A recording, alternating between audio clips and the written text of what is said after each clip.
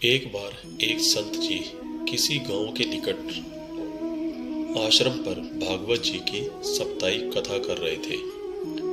तीसरे दिन के वृत्तांत में वह कथा करते हुए बताने लगे, अनेक प्रकार के लोग जो पाप कर्म करते हैं उन्हें अनेक प्रकार के नरक में जाना पड़ता है, लेकिन एक उपाय है जिसके द्वारा नरक में जाने से बचा जा सकता है। कोई एक बार सच्चे हृदय से राधा नाम पुकार ले तो वह नरक में नहीं जाता। एक सेठ जी जो रोज आकर सत्संग सुना करते थे, सत्संग समाप्ति के पश्चात वह संत जी के चरणों में आकर बड़े जोर से रोने लगे। संत जी ने कहा, अरे सेठ जी, क्यों रोते हो? तुम्हारा मन उदास क्यों है? सेठ जी रोते हुए कहने लगे, भगवान, आपकी कृपा से मुझे सब कुछ प्राप्त है, पर मेरे मन को एक बड़ी चिंता सताती है। संत जी कहने लगे, कहिए कौन सी चिंता है? सेठ जी कहने लगे, आज आपने भागवत कथा में नरक का वर्णन किया और वर्णन करते हुए बताया कि जीवों को अनेक पापों से नरक की प्राप्ति होती है, लेकिन एक उपाय है जिसके द्वारा नरक में जाने से बचा जा सकता है। तो प्रभु, मैं आपकी शरण में हूँ, रोज सत्संग सुनने आता हूँ। मेरे मन में तो यह विश्वास है, आप संतों की कृपा से, भागवत की कृपा से मेरा उद्धार तो हो ही जाएगा, लेकिन मेरा एक छोटा भाई है जिसकी उम्र 50 साल है। वह ना सत्संग में जाता है, ना परमात्मा पर विश्वास करता है और ना ही प्रभु का नाम सुमिरन करता है। उसका उद्धार किस प्रकार होगा? मुझे उसकी बड़ी चिंता सताती है। मैं उसे बहुत बार समझाने का प्रयास भी करता हूँ। इस संसार के काम तो होते ही रहेंगे, तुम भगवान का नाम का स्मरण भी किया करो। तब वह कहता है, ऐसा करने से कुछ नहीं होता, तुम भी मत किया करो। मैं जितना आस्तिक हूँ प्रभु के प्रति, जितनी मेरी आस्था है, वह उतना ही कट्टर और अनीश्वरवादी है। तब संत जी ने कहा, क्यों चिंता करते हो? एक दिन उसका भी उद्धार हो ही जाएगा। सेठ जी रोते हुए कहने लगे, हे भगवान, उसका उद्धार कब होगा? आप जैसे महापुरुष हमारे गांव में आए हैं, मुझे तो आप पर ही यकीन है, आप ही उसका उद्धार करके जाएंगे। अब आप कैसे भी कृपा कर मेरे घर आइए और एक बार तो उसके मुख से श्री राधा नाम का उच्चारण कराइए। तब सेठ जी का विनय सुन संत जी कहने लगे, कल सत्संग समाप्ति के पश्चात मैं आपके घर आऊंगा और उसे परमात्मा का सुमिरन अवश्य करवाऊंगा। दूसरे दिन हुआ, सेठ जी अपने घर गए, संत जी के आने का इंतजार करने लगे। आश्रम पर कथा की समाप्ति हुई। अब संत जी अपने वचनों के अनुसार सेठ जी के घर पहुंचे। जैसे ही घर पहुंचे, सेठ जी ने बड़े श्रद्धा भाव से संतों का स्वागत किया। उन्होंने अपने भाई को बुलाकर कहा, संत जी हमारे घर पधारे हैं, उनका दर्शन कर लो।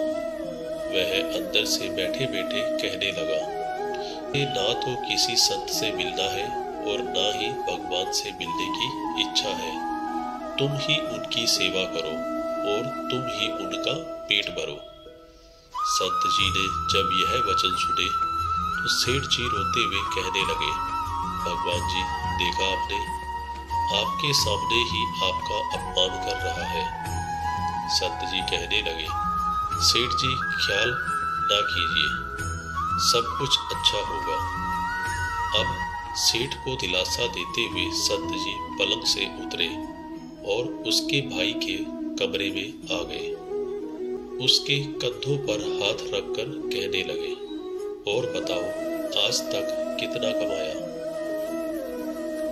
वह संत जी को इस प्रकार अपने नजदीक देखकर कहने लगा, अपना हाथ मेरे कंधों से हटाओ। मैं ना तो संतों को मानता हूँ और ना भगवान को मानता हूँ।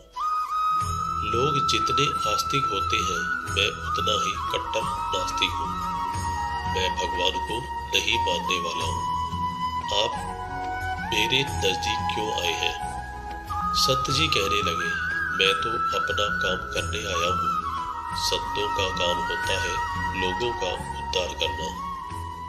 आज तुम्हारे उद्धार का कार्य मिला है तो अवश्य करके ही जाऊंगा।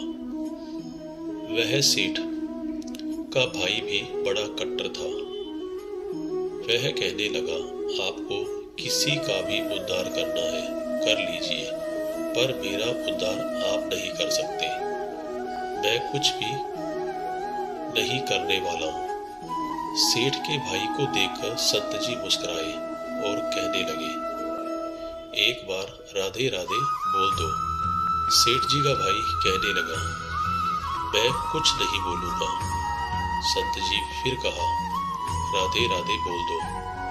वह कहने लगा, नहीं बोलूंगा। फिर संत जी ने कहा, राधे राधे बोलो। वह कहने लगा, मैंने कहा ना मैं नहीं बोलूंगा। तब संत जी ने दोबारा सेठ जी के पास आए और कहने लगे, अब आप मेरे ऊपर यह जिम्मा सौंपा है। अब मैं जैसा करूंगा आप बीच में नहीं आना। आप सारे परिवार वालों के साथ बाहर जाकर बैठ जाओ। जब तक मैं आपको बुलाऊं नहीं, एक भी परिवार वाला इस कमरे में नहीं आना चाहिए। अब इस प्रकार सेठ जी अपने परिवार सहित बाहर आकर बैठ गए। अब कमरे में सिर्फ संत जी और सेठ जी का भाई था। संत जी ने दोबारा प्रेम से कहा, अरे भैया एक बार राधे राधे बोल दो। वह कहने लगा, मैंने आपसे मना किया है ना, मैं नहीं कहूँगा। ना भगवान को मानता हूँ ना भगवान की बातें मानता हूँ। मैं कट्टर नास्तिक हूँ। संत जी ने दोबारा उसे प्रेम से हंसते हुए कहने लगे, जितने तुम कट्टर नास्तिक हो मैं उतना ही आस्तिक हूँ।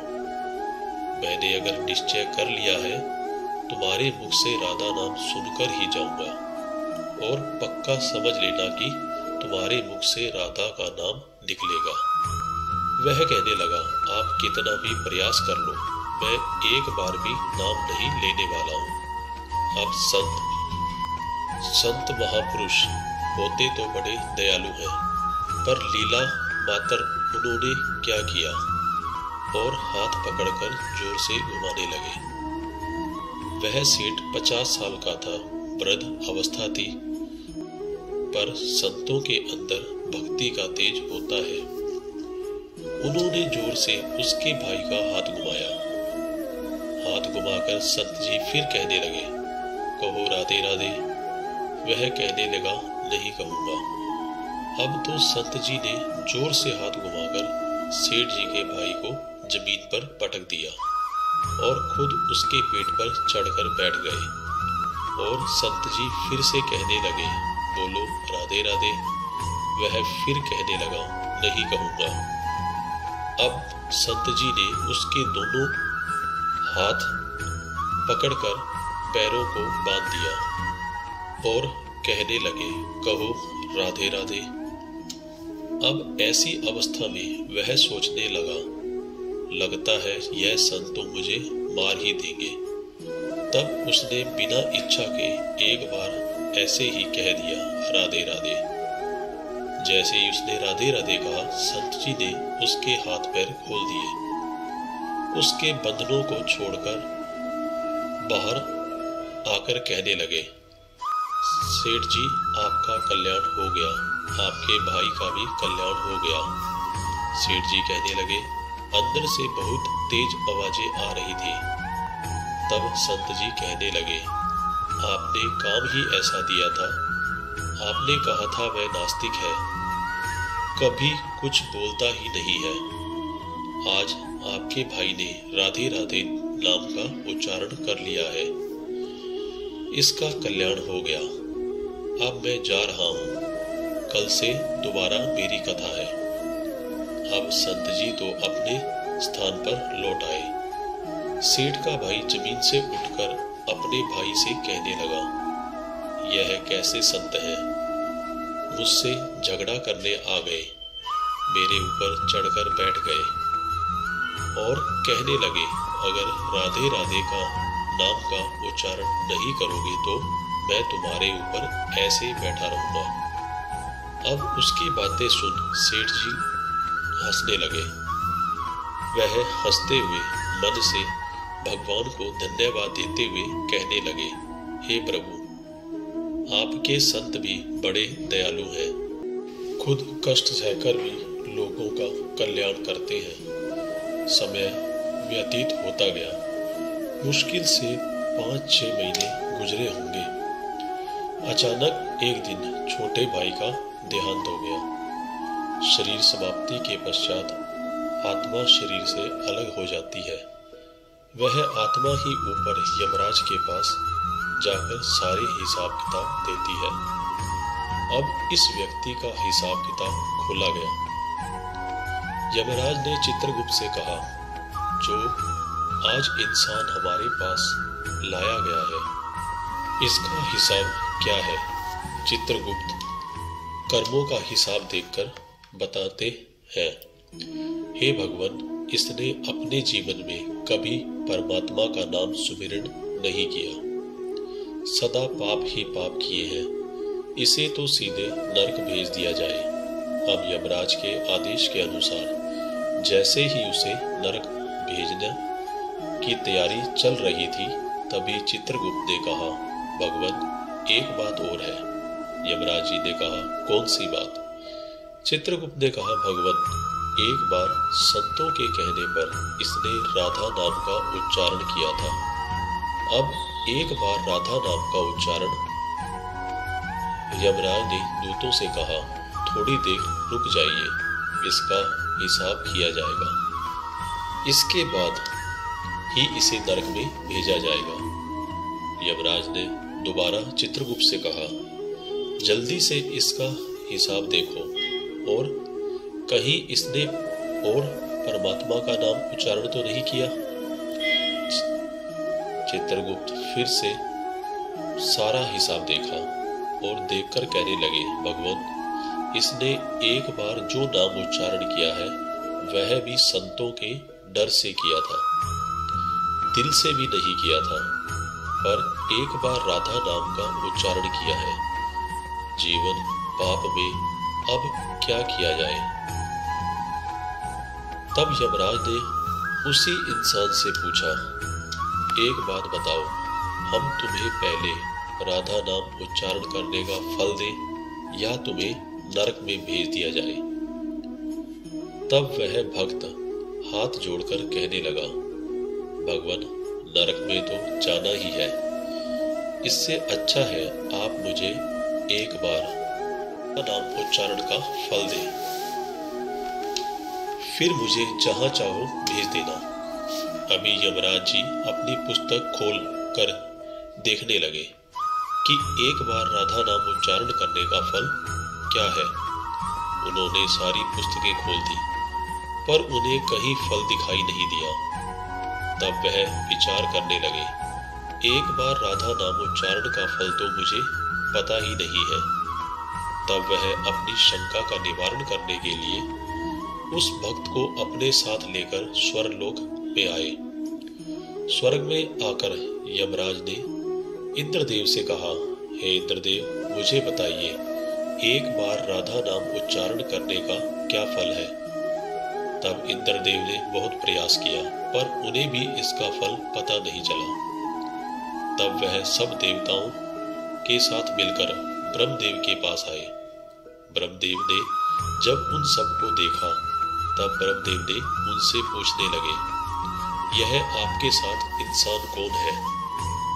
तब इंद्रदेव कहने लगे, भगवान, इसने एक बार राधा नाम का उच्चारण किया है, बाकी सारा जीवन इसने पाप किया है। हमें तो पता नहीं राधा नाम उच्चारण का फल क्या है, इसलिए हम आपके पास आए हैं। तब ब्रह्मा जी ने भी बड़ा प्रयास किया।